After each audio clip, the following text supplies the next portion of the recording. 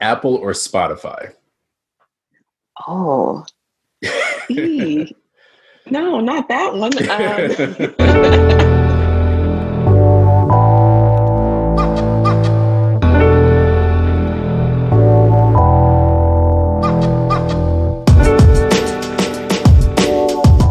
What's up, everybody? Thanks for joining us for another episode of the Black Student Success Podcast, where we bring you insight and guidance from successful Black professionals to help you with your career goals and to just give you some more exposures to some different types of careers that you may or may not be aware of. So this is brought to you by InQuire Hire. My name is InQuire, and as always, we appreciate the support.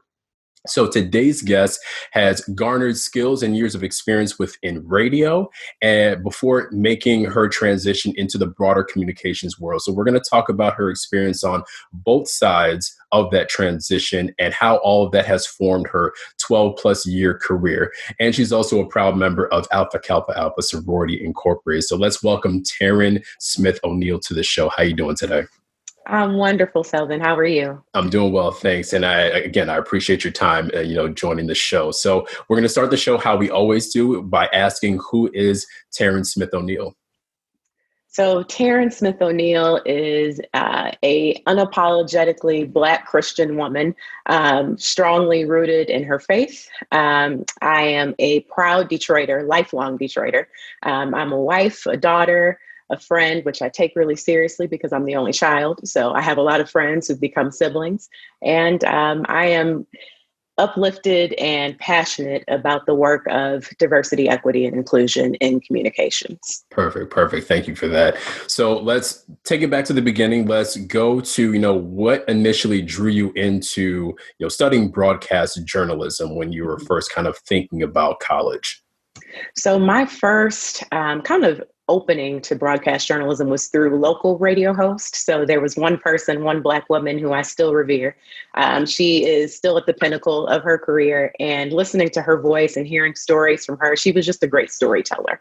And so I enjoyed hearing her voice. So that actually brought me into radio rather than television. Even though I watched television, it was really radio journalism that I was kind of in awe of, because I realized it was more about the story than I didn't have to get into the cosmetics of it all.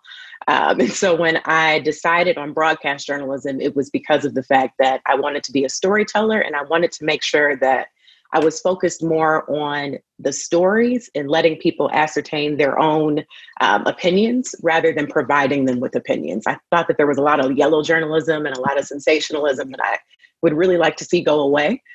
So that drew me in to go make that change. Okay. And was it a medium of news that you were looking to get into?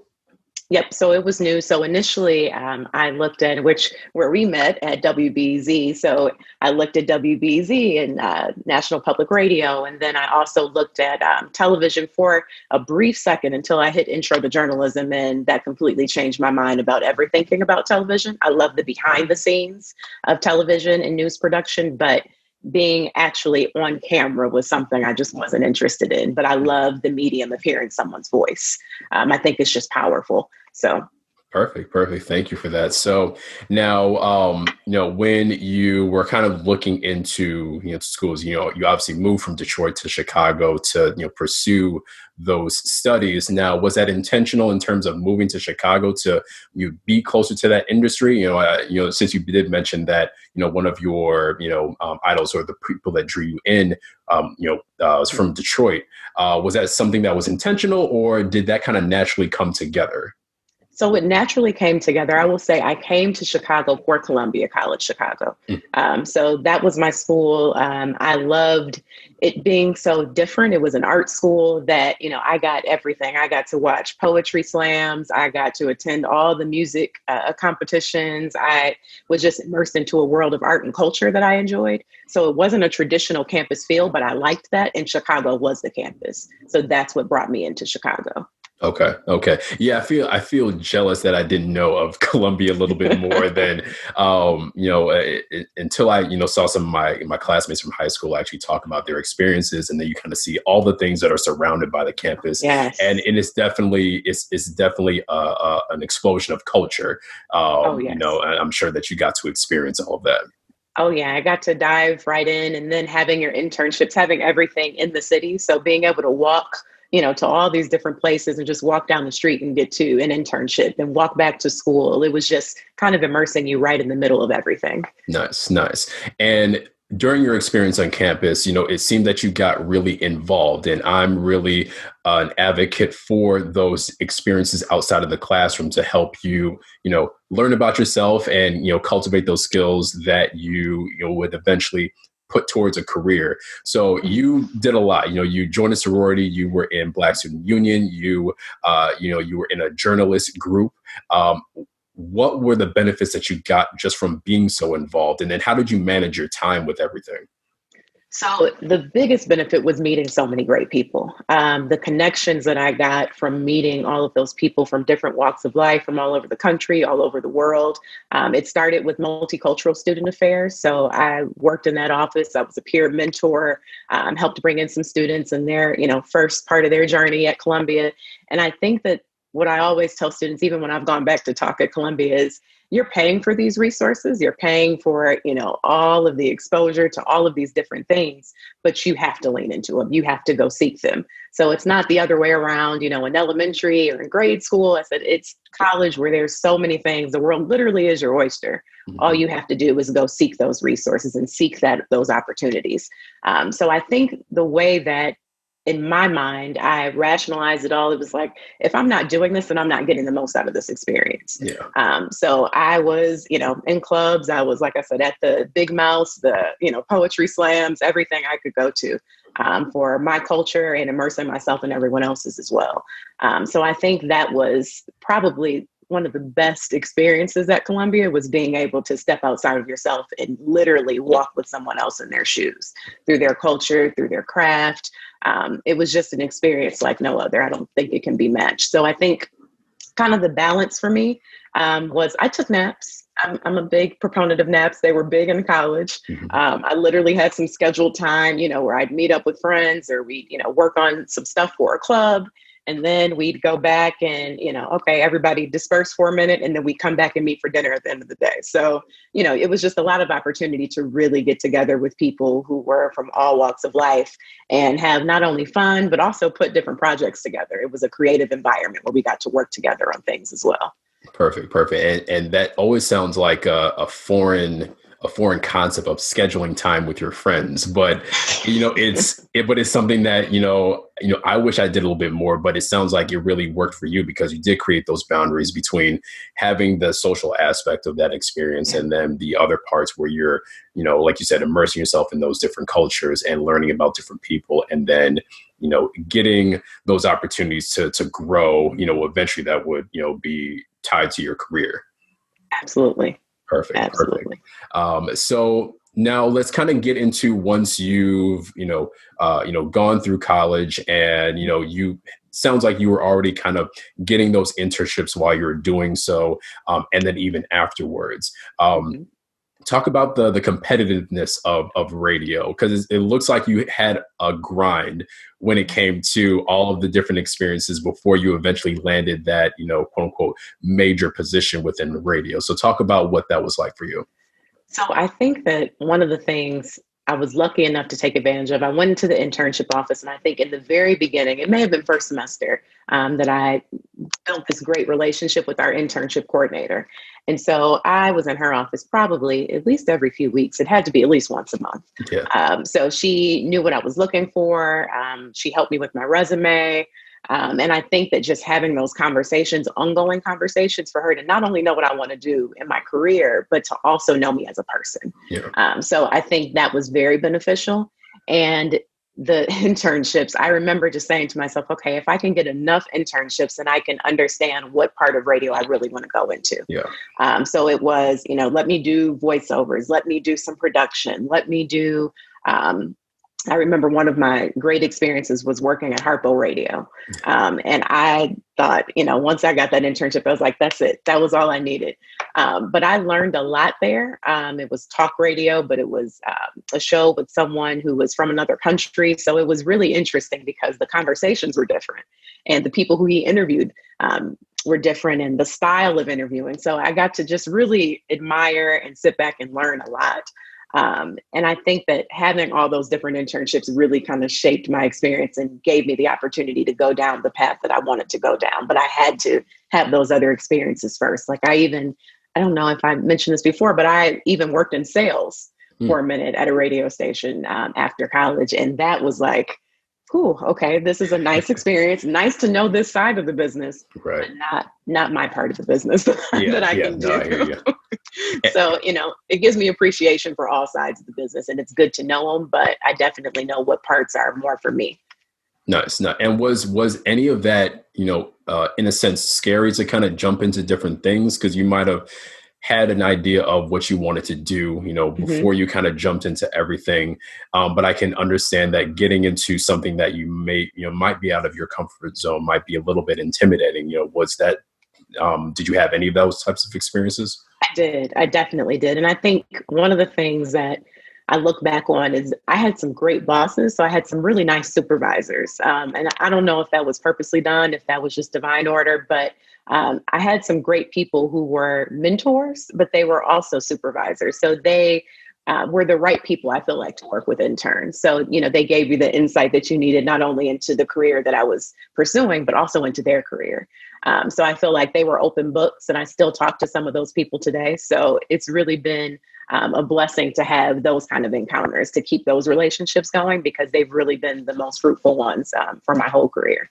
Awesome. Now let's get into the transition that you made, kind of, straying away from radio, but still kind of being in this communications realm, which changed some of your responsibilities. But I can understand that there are some similarities that you had from, before and after. So talk about, what inspired that transition and, kind of what has that looked like up until this point? So the inspiration for the transition was really taking a PR internship in the mayor's office in the city of Detroit. So once I got in there, I realized, okay, I can apply all these skills from radio.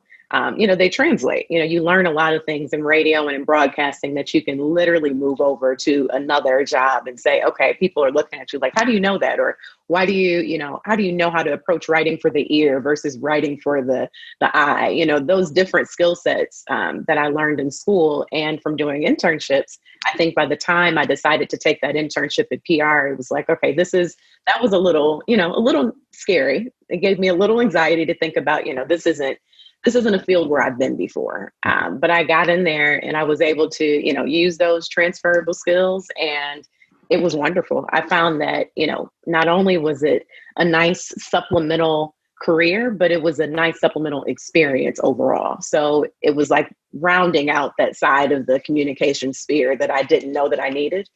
So landing in there was really perfect to really get me to where I am today. I think it was definitely the catalyst. Nice. And now getting into these positions, and now they're, more so leadership positions, it looks like. So you have a wider reach, a wider perspective of, whatever the company and the organization's goals are. Mm-hmm. Now, for you as a Black woman, how important was that to be in those types of positions? And, not only for you, but just kind of for, the greater society? It was extremely important to me to be able to be that mentor or that link that other people have been for me. So I had, one of my very last internships out of college was with Nielsen. And my mentor there has been supportive of me ever since I met her, from helping out in her personal life, with her wedding and big things going on in her life and big professional events, to, still continuing that relationship and her being the person to, let me know some constructive feedback, things that she can remember, and also to be able to sign off on my next major move. So when I decided to go to grad school, she was, jumping at the opportunity to write my recommendation. So it's nice to have those kinds of experiences and those kinds of relationships. And I wanted to make sure that I could create those relationships with others. So I've been reaching out in different ways and trying to figure out the best approaches to really make sure that I am to someone else what someone has been to me. Yeah. Yeah. And have you been able to kind of be on the other side of that where you have kind of people reaching out to you, maybe even students, sometimes when, like you said, when you went back to Columbia to kind of talk to them, have you had people reach out to you kind of in the same way that you did to your mentors and supervisors? Yeah, yeah, and that was great. That was a great feeling because I think it took kind of being called back to Columbia to realize how much my experience may have been a little different and how much I really did. As you said, I was grinding at Columbia. I loved every second of it, socially, professionally. But I think kind of hearing from those students and parents, so they're prospective students and parents that I've spoken with, and staying afterwards, it's really having the conversations while you're on stage. But then it's after you get off stage when the parents and the students walk up to you. And so having those conversations and giving them my email address and telling them, let me know if you have questions, but I am your insider. I can tell you, what it was when I was there. I can tell you how I see it evolving and why it makes sense for you if you're really into these fields. Nice, nice. It's those I think are the really cool experiences. Like you said, after you get off stage, and then now you're starting to really interact with those people who have seen something, whether that was for themselves or for their kids. That was this is really inspirational. This is really good. I like that one point that you made when you were talking up there. If you can only help that one student, I think it makes the biggest difference. Yeah, it really does. It definitely does. So Taryn, you now you're in a space of diversity inclusion, and I would say within the last few years that has become more of an importance to different organizations. And so, with you now being in this type of space, what type of voice do you bring to that position? Because from the people that I talk to, they have a particular voice and understanding and perspective that they bring to it. So, what does yours look like? So this work is different than any work I've ever done. I think that when you think about diversity, equity, and inclusion and how that looks in communications, I think my specific voice and the uniqueness of that is really based on empathy and advocacy. So I always tell the associate resource groups, the leads that I work with, that my job is to advocate for you. My job is to listen to you, which listening, I feel like, comes directly from radio, right? It comes from being able to listen and hear the stories of other people. So I got to use that in this job by just really taking the time to listen to their concerns, listen to their lived experiences. And I think that really allows me to be a better advocate for them. And it brings a different lens to communications because not everything looks the same when you look at communications through the lens of somebody who has had different lived experiences, somebody who's been marginalized, somebody who's been targeted in their life for some reason or another, relating to their identity. So I think being able to understand that and apply that lens to communications has really, really been instrumental for me in this work. Nice. Yeah, I can understand how that would be different than just kind of going through a quote unquote normal communications position where you are basically doing your work through the organization's goals, which may or may not completely align with, your perspective on the world. But I'm sure that does bring a little bit more freedom and flexibility, to that communications work that you do. Yes, absolutely. And I think that people recognize that. So when people are, when they point out something in just a regular corporate communication, they're like, well, why didn't we pay attention to this? Or, does somebody think about, this community when they're writing something like this? And so I feel like that's my job. That's my job to listen to the different communities and bring their insight into the work that I'm doing. Awesome. Awesome. Now I can understand that, with having that perspective of empathy and really kind of taking on some of those challenges when it comes to communication and how people take in messages, that it in some sense it can take a toll, especially with kind of things going on in the world as of late, as of like the past several years. What do you do to kind of practice self-care to kind of make sure that you are still in a strong position to do the work that you do? So I'm an advocate for therapy. That's one of the resources that I actually took advantage of at Columbia, believe it or not. They had I think 13 free sessions. And I was like, these aren't free. They're included in my tuition. I'm going to use them. I'm going to use them. So I think that was just, having the conversation was really like a roommate thing at that point. And I said, let me just go in and see what somebody, a non-biased person, someone who doesn't live with us, Right. thinks about this situation. Somebody who's not related to me, not related to, my roommates. Let me go talk to someone else. And I think from there, it just grew to be something that was really important. Like if you're going to get, you're going to get your foot checked out when you roll your ankle, which I did recently for the first time. I was like, welcome to 30s. It's like if you're going to get your foot checked out, or if you're going to get something checked out in your body, your mind is just as important. It is the hub. Everything flows through it. You need to make sure it's healthy. So between therapy and being an advocate for it, it's really taking the time for me to walk. I know right now we're in this world where, just being outside, I'm putting on a mask before I walk out. It's like, grabbing my keys. So it's, having a mask and walking outside around the neighborhood, just taking a walk to take in some fresh air. It's, yoga classes and kind of having tea times with friends and having some friends hold me accountable to actually, working out. My husband's still working out and trying to jump on everybody else's self-care practices as well. But I think doing those in community is helpful. Nice. And I want to point out the fact that you didn't wait until there was a certain situation that kind of happened before you then sought the therapy sessions. It can be something that is, you can take a proactive approach towards to kind of better your understanding of yourself and then how you kind of, interact with the world as opposed to trying to fix something, which, I say in both cases, definitely do so. It's definitely important. And, so I'm glad that you had an experience where you're like, this is, like you said, this isn't free. This is something that I need to, add to the value of my experience. So I'm glad that you pointed that out as one of the things that you use for self-care. So before we do wrap everything up, I do have kind of a set of choices. So I want to get your personal and professional opinion on, these different choices. So it's a short list. Shouldn't be too crazy. So first want to go with books or ebooks. What do you prefer to, utilize if you're reading? I love books. I like to actually hold books. I like to highlight. I like to underline. I'm that active reader that has to look up words while I'm reading if I don't understand them. My mom kind of started that with me. So I like books in my hand. Perfect. Apple or Spotify? Oh, no, not that one.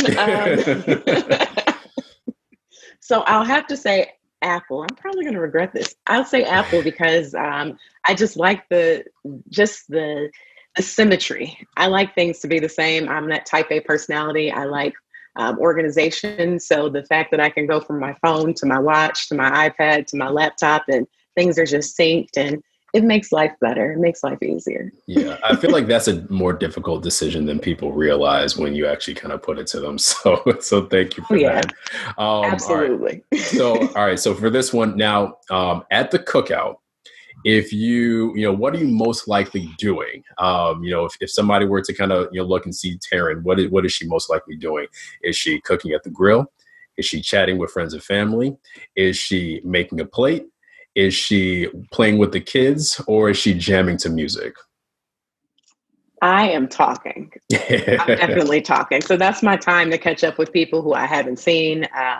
And the second one would probably be playing with the kids because they always look like they're having more fun than anybody else. So I like to jump in and be a kid again and play with the kids. There you go. All right. For this one, spades or Uno? Uno, definitely. I never learned how to correctly play spades. That's probably so horrible. That probably takes my card away, I know. But Uno, definitely. I'm pretty good at Uno. Yeah, I feel like when it comes to learning spades, the older you get, if you haven't learned it, and I feel like I'm kind of in that boat too, that it's like more shameful to try to go through that experience. It's like one of those things you don't tell people. They're like, "Oh, you want to play?" It's like, "Oh, I'll just watch." Yeah. Sit and watch you guys play. Yeah. And then it gets more intense, once you got the really good players, you don't want to cut anybody. You're like, nah, right. Stick to this over here. So follow-up question to Uno. Are you stacking or are you not stacking? I'm stacking. You're stacking. Okay. Definitely stacking. Yeah. All right. Win equals stacking. Now, when it comes a little bit more controversial, are you putting twos on fours? Are you putting fours on twos? Or are you kind of keeping things even? Keep them even. Okay. I keep them even. Yeah. You're probably one of the first to say that. Everybody else is just super reckless and has no regard for their friends Yeah, when they're the game gets really heated. So, I mean, whether you're playing with one person or four people, it gets a little rough. But Absolutely. yeah, I like to keep it even. There you go. All right, last question. And depending on how long you've been in Chicago, versus Detroit, may be a difficult or easy decision. But Detroit pizza or Chicago pizza? Detroit pizza. And I know people probably, may not agree with me on this, but there's something about the Detroit pan crust, and I've come to appreciate it more now that I'm older.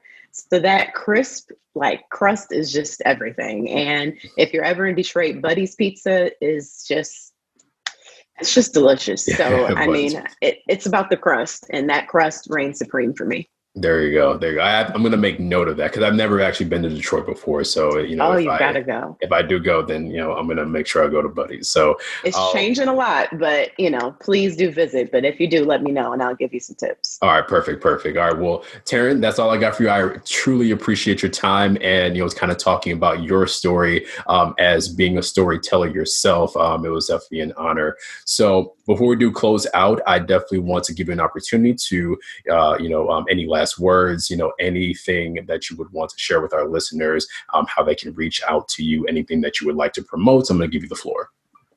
Well, I will say thank you first and foremost for reaching out. I think this is a wonderful platform. I love the idea, and congrats to you and your wife for this. This is wonderful. Thank you. And you're welcome. And I would say that to keep in touch with me, feel free to reach out to me on LinkedIn. I'm best on there, or email. So my email address is Taryn, Taryn, last name Smith, Smith, the number 2 @gmail. So feel free to reach out to me with any questions. I think that's the best way to, keep the connections going, and, whatever people want to know, I'm an open book. Perfect. Well, thanks again. And thank you for everybody who's been listening. Please be sure to like, comment, share, and subscribe to the podcast. We're on YouTube and all of your major streaming services. We're also on social media on Facebook, Twitter, and Instagram. That's at InQuire Hire. And we also have InQuireHire.com. We've got a lot of great information there. We also specialize in college preparation. So if you had any specific questions or need any specific help, a little bit more one-on-one guidance with any part of that journey, feel free to reach out to us. We would definitely love to help you. So until next time, peace to you. Enjoy your rest of your day.